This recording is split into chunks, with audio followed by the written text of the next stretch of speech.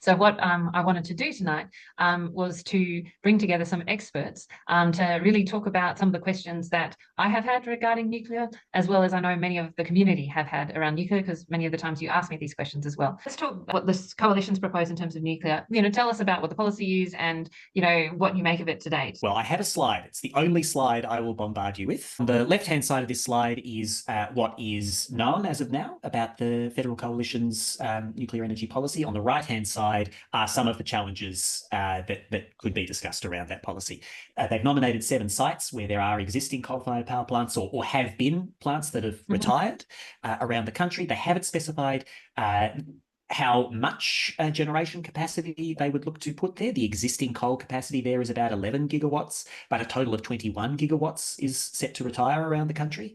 They haven't yet decided whether these would be large-scale or small modular reactors. They hope to deliver the first 2 in 2035 if they opt for small modular, or 2037 if they opt for large-scale. They've said that these would be fully publicly owned facilities under a affordable energy code to be established. They would offer a number of benefits to local communities for hosting these. There's been some disagreement about whether there would be a local community veto or not. They've suggested that less transmission and less large-scale renewables would be required under this plan, but not yet specified how much, with a role for extending coal and for gas-fired generation in the meantime, but again, not yet fleshed out. I believe that there are announcements to come there. And that is basically it. And so what about, so Matt, what is your perspective on that today? Well, the timing would be very difficult to achieve. If we consider, so this is a policy for the next election. The next election, it could be held any time, but plausibly, say, no later than May next year. It would take a long time to make a decision on which technology to pursue. None of the sites in question are owned by the federal government. They'd need to be negotiated for or perhaps compulsorily acquired. The journey from concept to reality for large-scale reactors in other countries has been more like 15 to 20 years. There would be nuclear reactors are more people are more open to them in Australia, I think, than was the case, say, 20 years ago. But there are still quite a few people who don't like the idea. And so the likelihood of legal challenges or other sand in the gears is quite high. And of course, several states ban nuclear, as well as the current federal ban. So if you try and do a Gantt chart for all the things that need to be done to bring this about, it would be very ambitious to get that done in a decade. 2 decades would be still take a lot of doing, but would be more doable. Okay, and then on other issues in terms of cost or investments or the consequences for the target aspect, because we talked at the start, why we sort of focus on the transition right now.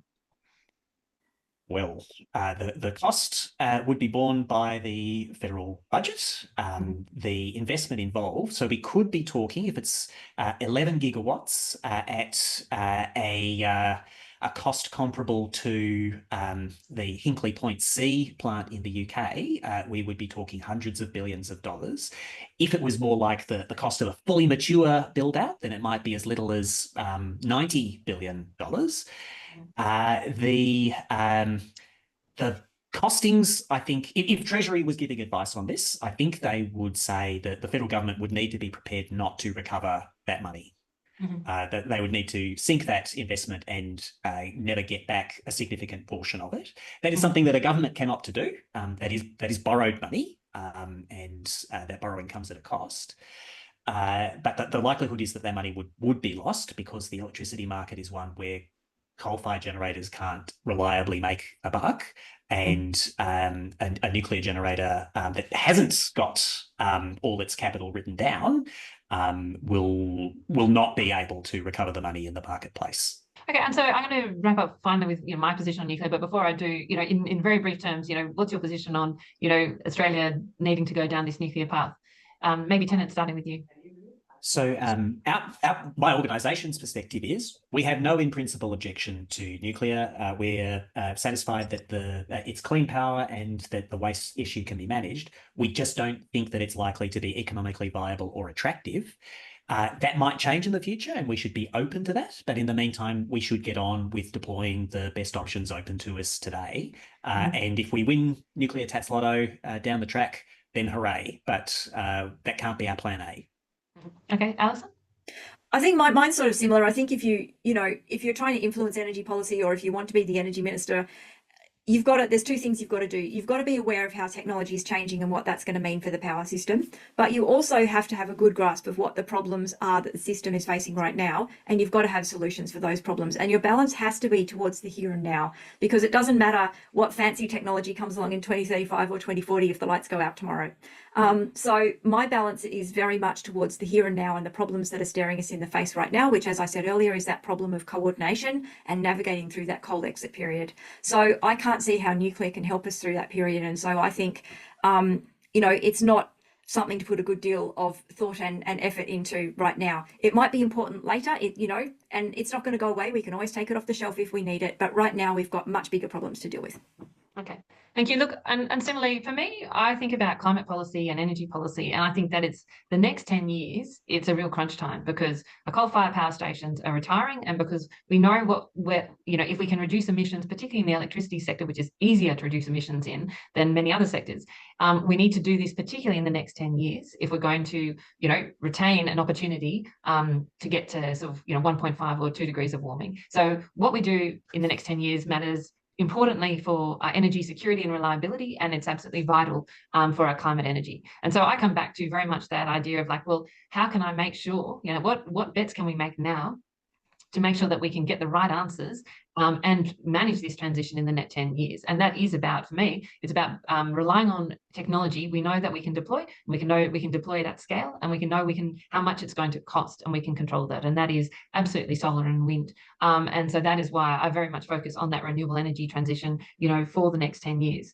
And I think, for the sort of point about, nuclear, in the future, my main point is look, if we actually get this transition right, we won't need nuclear in the future.